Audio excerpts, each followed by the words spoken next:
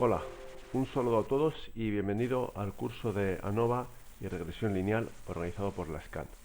En este primer módulo vamos a ver la parte de ANOVA o Analysis of Variance. ¿De acuerdo? Estas, las iniciales de Analysis of Variance es lo que designa el nombre de ANOVA. Vamos a ver el índice.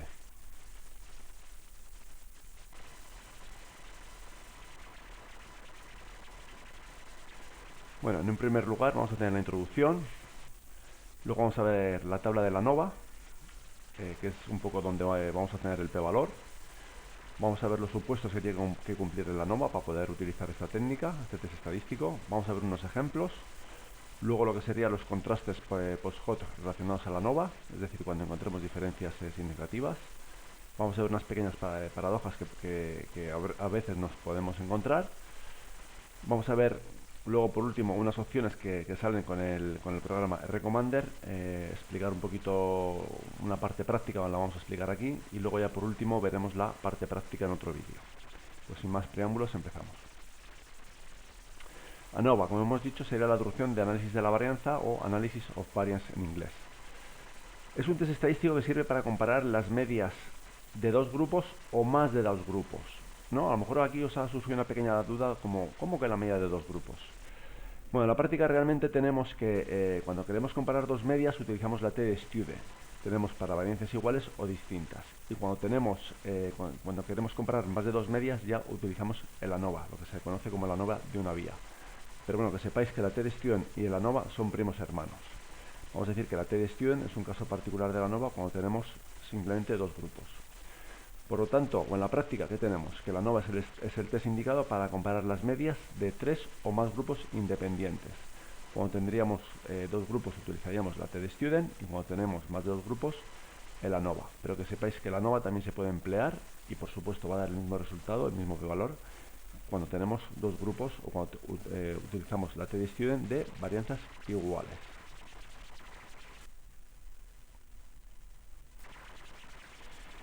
Bueno, cuando teníamos la t-de-Student o tenemos dos grupos, simplemente lo que hacemos es comparar las medias de dos grupos, ¿no? De la media del grupo 1 con respecto a la media del grupo 2. Esto sería la hipótesis nula y la hipótesis alternativa sería que son distintas. Cuando queremos comparar las medias de tres grupos o más, bueno, en este caso particular de tres grupos, tenemos esta situación. La hipótesis nula sería que las medias son iguales entre los tres grupos y la hipótesis alternativa sería que al menos una de las medias es distinta. Pero no vamos a saber, en un primer momento no vamos a saber cuál es la media que sería distinta, ¿vale? Mucho cuidado con esto. Cuando se rechaza la hipótesis nula significa que alguna de las medias es distinta, pero no todas tienen por qué ser distintas, ¿de acuerdo? Y la tabla ANOVA tampoco no nos va a decir cuál es el grupo que presenta esa media distinta frente al resto. Entonces, bueno, este sería el contraste de hipótesis que se hace, que todas las medias son iguales, y la hipótesis alternativa es que alguna de las medias es distinta. La interpretación del p-valor, pues como siempre, cuando el p-valor es menor de 0,05 se rechaza la hipótesis nula y se afirma que hay diferencias significativas. Por lo tanto, esperemos que alguna de las medias sea distinta frente al resto. Cuando tenemos un p-valor entre 0,05 y 0,10, pues tenemos una difícil decisión. Podemos estar un poco ahí en tierra de nadie, sobre todo cuando tenemos un tamaño muestral pequeño. Y cuando el p-valor es mayor de 0,10, no se rechaza la hipótesis nula y decimos que no hay diferencias significativas. Bueno, esto es un poquito de repaso, ¿vale? Lo del p-valor. No os asustéis, ¿vale? Esta es la tabla ANOVA, que es una tabla muy importante quizás desde un punto de vista estadístico, no es tan importante desde un punto de vista clínico, pero simplemente lo que hace la ANOVA, o esta tabla de ANOVA, lo que hace es comparar la varianza entre los grupos con la varianza dentro de cada grupo, que luego lo vamos a ver. Entonces, construyendo lo que sería la varianza entre grupos o comparando la varianza entre grupos con la varianza intragrupos, llegamos a un valor numérico, que este valor numérico se consulta en las tablas de la F de Fisher-Snedecor y se obtiene el famoso p-valor. De esta tabla lo que vamos a tener que saber interpretar quizás es los grados de libertad, que entre grupos va a ser k-1, es decir, donde k es el número de grupos, pues si tenemos tres grupos, imaginar que tenemos tres grupos, aquí va a haber un 2, y luego n-k, pues si tenemos tres grupos y n tenemos 50, pues este valor sería 47, y luego el total va a ser n-1, es decir, si tenemos lo que estamos diciendo 50 registros, pues este valor sería 49. Lo que hay que saber de esta tabla es que K representa el número de grupos y N es el tamaño muestral, ¿de acuerdo? Esto por una parte, y por otra parte tenemos que saber que en esta tabla también se obtiene el p-valor, que sería el p-valor de cualquier comparación, ¿de acuerdo? La interpretación es la misma, que la hemos visto en la diapositiva anterior. Aquí vamos a entrar un poquito en conceptos estadísticos, simplemente para que os suenen, pero nada. En la tabla NOVA obtenemos un valor f, un valor que este sería el valor crítico. Entonces, para rechazar la hipótesis nula es necesario que el valor f de la tabla NOVA sea alto, vamos a decir, esté por encima de este f crítico. Entonces, por esto sería la región de rechazo de la hipótesis nula y esta sería la región de aceptación de la hipótesis nula. ¿Qué nos interesa a nosotros para poder rechazar la hipótesis nula? Que la variancia entre los grupos, lo que hemos llamado CME, sea alta y la variancia dentro de cada grupo sea baja. Entonces, cuando hacemos el cociente nos va a dar un valor alto, nos va a dar un valor supuestamente por aquí, entonces eso nos va a implicar, nos va a llevar a la conclusión de que el p-valor va a ser pequeño y por lo tanto rechazaríamos la hipótesis nula de la igualdad de medias y aceptaríamos la alternativa que nos indica que alguna media sería distinta al resto. Nada, es un poquito lo de antes. Si el valor f de la f de Fisher-Snellekor está por arriba, pues entonces rechazaríamos la hipótesis nula de igualdad de medias y se acepta la alternativa que afirma que al menos una de las medias es distinta. Si caemos a lo mejor o el valor f de la tabla NOVA no es tan alto, pues caeríamos en la región de aceptación de la hipótesis nula y entonces nos tendríamos que quedar con la hipótesis nula de igualdad de medias. Vamos a ver un poquito un ejemplo más práctico. Imaginar que estamos en esta situación A, ¿de acuerdo? En este ejemplo. Aquí vemos que tenemos un grupo 1 con una media, esta rayita de aquí discontinua. El grupo 2 tenemos este grupo de aquí, este grupo granate o rojo, cuya media es esta línea de aquí, y este grupo naranja, cuya media es esta de aquí. Aquí, ¿qué pasa? Que las medias entre los tres grupos son distintas entre sí, y además que la variabilidad que hay dentro de cada grupo es pequeña, ¿de acuerdo? Entonces, aquí posiblemente pues, obtendríamos un valor de la f de Fisher-Snellekor alto, lo que implica tener un p-valor bajo y posiblemente rechazaríamos la hipótesis nula. En este segundo ejemplo pasa un poquito al revés que el primero. Tenemos que dentro de cada grupo hay mucha variabilidad, ¿vale? Fijaros que los pacientes del grupo 1 están muy dispersos, los pacientes del grupo 2 están muy dispersos y los pacientes del grupo 3 están muy dispersos. Entonces la variabilidad que hay en cada grupo o dentro de cada grupo es muy alta, pero la variabilidad que hay entre los grupos es muy baja. Fijaros que las líneas discontinuas aquí están muy próximas, mientras que aquí las líneas discontinuas están muy separadas en cada uno de los grupos o respectivamente entre ellas. Entonces aquí posiblemente, pues así desde un punto de vista teórico, podríamos decir que las medias van a ser distintas, mientras que aquí no podríamos decir que las medias van a ser distintas. Seguimos. Los supuestos de la NOVA. Bueno, los tipos de variables. Para poder hacer una NOVA, en primer lugar, necesitamos una variable dependiente que va a ser una variable numérica, cuantitativa, ¿vale? Que es la variable cuya media se quiere comparar. Y por otra parte vamos a tener una variable independiente que tiene que ser un factor o variable no numérica, cualitativa, una variable de agrupación, y hemos dicho que por lo menos vamos a tener 3 grupos o más. Recordar que si tenemos 2 grupos también podemos utilizar la NOVA, pero que tenemos la t-student. La normalidad. La distribución de los residuales es la diferencia entre el valor real y el valor estimado. Eso simplemente es lo que se llama el residual.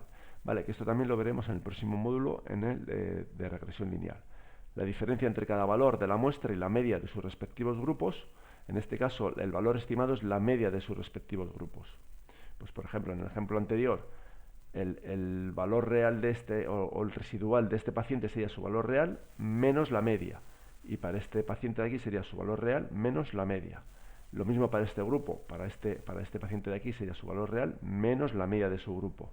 Para este paciente de aquí sería su valor real menos la media de su grupo. Eso serían lo que son los residuales. Entonces, que la distribución de los residuales siga en una distribución normal. Si el tamaño muestral en cada grupo es mayor que 30, pues bueno, pues por un planteamiento estadístico, a lo mejor a alguien le suena el teorema central del límite, se asume esta condición.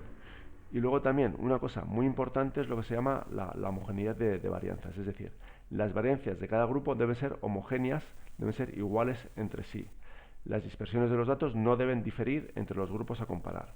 ¿Cómo comprobamos este supuesto? Bueno, lo haremos por una parte desde un punto de vista gráfico y por otra parte utilizaremos el test de Leven, que también ya lo vimos cuando vimos el curso o cuando ya vimos la TED Student. Por otra parte, el ANOVA se considera una técnica robusta, es decir, que aunque no siempre se cumplan los supuestos que hemos visto o que acabamos de ver, los resultados se alteran muy poco si no se cumplen los supuestos. En caso de que no se cumpla el criterio de homogeneidad de varianzas, tenemos un test paralelo, que es lo que se llama el ANOVA de Welch, que asume que las varianzas no son iguales. Y luego, cuando ya definitivamente no se cumplen los supuestos de la ANOVA, ni normalidad, ni homogeneidad, o el tamaño de la muestra es pequeño, tenemos un test paralelo, un test no paramétrico, que es el test de Kruskal-Wallis. El test de Kruskal-Wallis se dice que es un test no paramétrico, mientras que la ANOVA se dice que es un test paramétrico. En relación al test de Kruskal-Wallis, lo que vamos a hacer en lugar de comparar medias, simplemente lo que vamos a hacer es comparar medianas. ¿De acuerdo? Seguimos. Bueno, este sería un poco el resumen del planteamiento de la ANOVA. Cuando nosotros tenemos que aplicar una ANOVA, pues bueno, a posteriori comprobaríamos la normalidad de los residuales. Si no se cumplen o tenemos un tamaño muestral muy pequeño y no hay normalidad, utilizaríamos el test alternativo, el test de Kruskal-Wallis.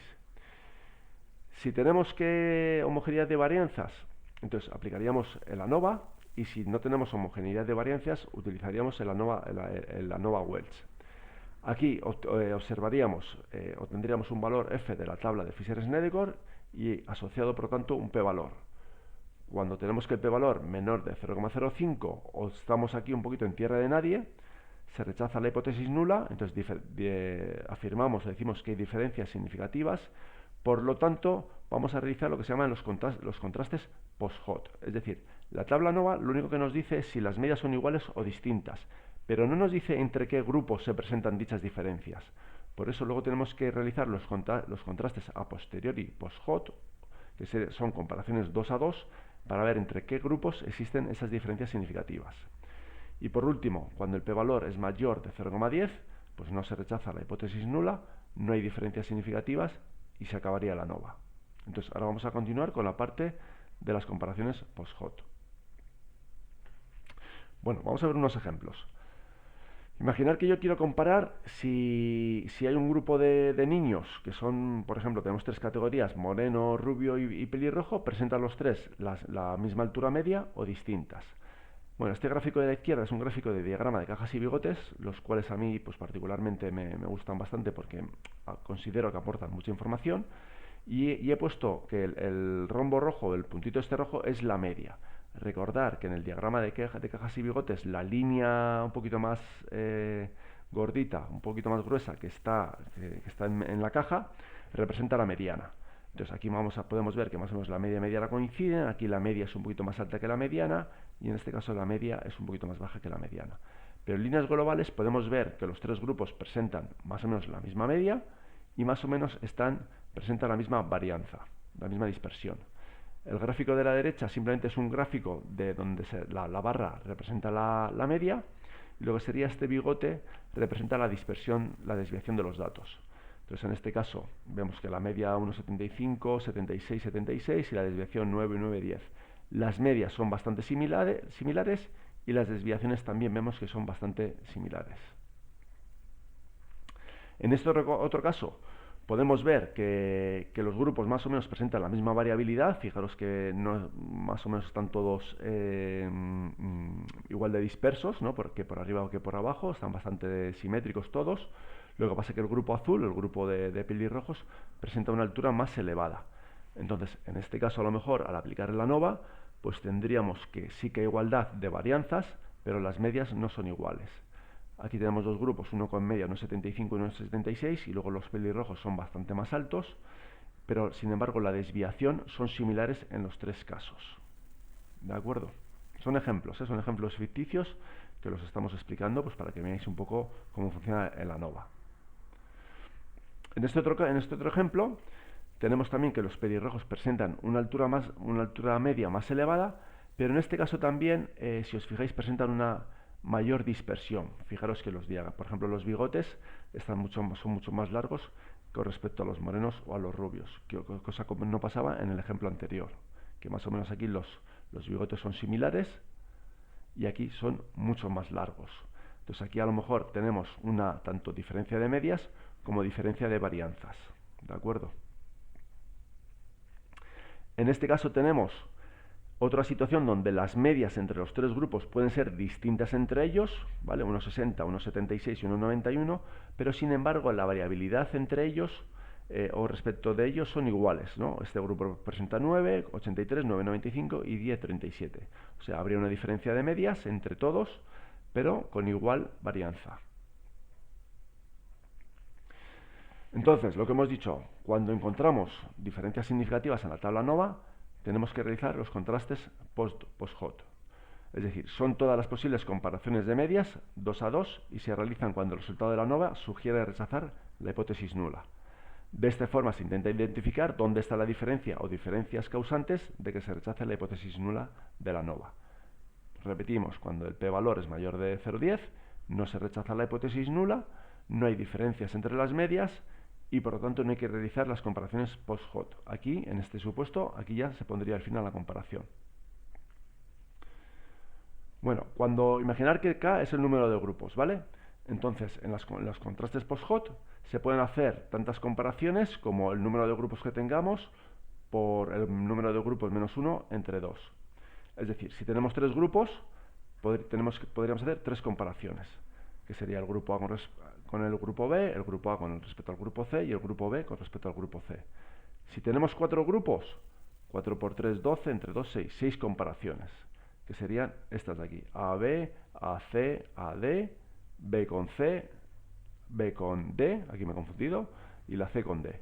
¿De acuerdo? Pero si tenemos 8 grupos, tendríamos ya 8 por 7 son 56, entre 2, 28 comparaciones. O sea que veis que a medida que aumentan los grupos, el número de comparaciones va aumentando. Bueno, entonces, por ejemplo, esto es un pantallazo, ¿vale?, del programa SPSS, que no lo vamos a utilizar. Simplemente aquí tenemos una pantalla del SPSS y aquí tenemos una pantalla del R, que sí es lo que vamos a utilizar. Simplemente he puesto esta ventana para que veáis que para hacer las comparaciones post-hot tenemos múltiples pruebas, ¿de acuerdo? La prueba DMS, la prueba de Bonferroni, Schefe, Tukey, Duncan, etcétera. Vale, entonces nosotros simplemente en el R vamos a hacer las comparaciones con los post-hot del test de Tukey, este de aquí. Entonces, Bonferroni, simplemente que sepáis o que os suene, Bonferroni es un método muy restrictivo, muy conservador, donde penaliza mucho el p-valor, y Tukey es un test estadístico menos conservador, no penaliza tanto el p-valor. Cuando el p-valor de la tabla ANOVA, vamos a ver una serie de paradojas que hemos dicho antes. Cuando el p-valor de la tabla ANOVA resulta significativo, se rechaza la hipótesis nula de igualdad de media y se piensa que al menos una de las medias es distinta, estamos diciendo. Pero puede darse la paradoja que cuando se realizan las comparaciones post-hot puede resultar que ninguna de las comparaciones 2 a 2 resulte significativas. ¿De acuerdo? Eso suele pasar, no pasa con frecuencia, pero sí que pasa de vez en cuando. Puede suceder que dos medias que difieran poco, por ejemplo, x1 igual a 10 o la media del grupo 1 igual a 10 y la media del grupo 2 igual a 14, resulten ser significativamente diferentes. Y sin embargo, otras medias que presentan más diferencia, como puede ser, por ejemplo, un grupo que presenta una media de 20 y otro grupo que presenta una media de 9, luego no arrojen diferencias significativas. Recordar que cuando calculamos el p-valor o calculamos la tabla ANOVA, no solo están en juego las medias de cada grupo, sino la variabilidad que hay dentro de cada grupo. Por lo tanto, si hay mucha variabilidad, eso influye en contra de obtener un resultado significativo. Y luego también no existe la propiedad transitiva, es decir, puede ser que a lo mejor dos grupos sean distintos entre ellos y por otra parte, o sea, x del grupo 1 sea distinto del grupo 2 y que el grupo 1 sea igual al grupo 3. Entonces, esto nos llevaría a pensar que a lo mejor el grupo 3 también va a ser distinto del grupo 2 y sin embargo puede que no ocurra eso. Recordar, Estas paradojas se explican en parte porque se afirma que una diferencia no es estadísticamente significativa. No se está diciendo que los grupos sean iguales, sino que falta evidencia para demostrar sus diferencias. Recordar, puede que haya tamaños muestrales pequeños, una gran variabilidad de los datos. Vamos a explicar ya una serie de cosas que veremos luego cuando hagamos las prácticas con el programa R, con el R Commander, pero los vamos a ir ya viendo desde un punto de vista un poco teórico. Una vez que hayamos hecho el modelo, que hayamos calculado la ANOVA, vamos a ir a ANOVA y añadir las estadísticas de las observaciones de los datos. Entonces aquí nos van a salir valores ajustados, residuos estundetizados, valores HAT, distancias de CUT, índice de las observaciones.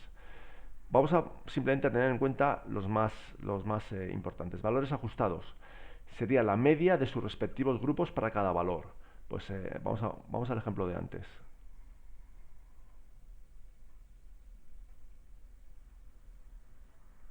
En este caso, pues para el grupo verde, el valor ajustado sería su respectiva media. Para los del grupo granate, el valor ajustado sería su respectiva media, y para el grupo naranja, el valor ajustado sería su respectiva media.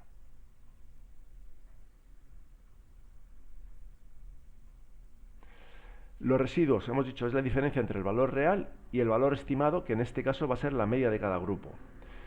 Los residuos estundetizados simplemente es una variable de media aproximadamente 0 y desviación 1. No le vamos a dar mayor importancia ahora en este caso, sí que tomará un poquito más de importancia cuando hagamos la regresión lineal. Los valores HAT sirven para detectar observaciones con una gran influencia en el modelo.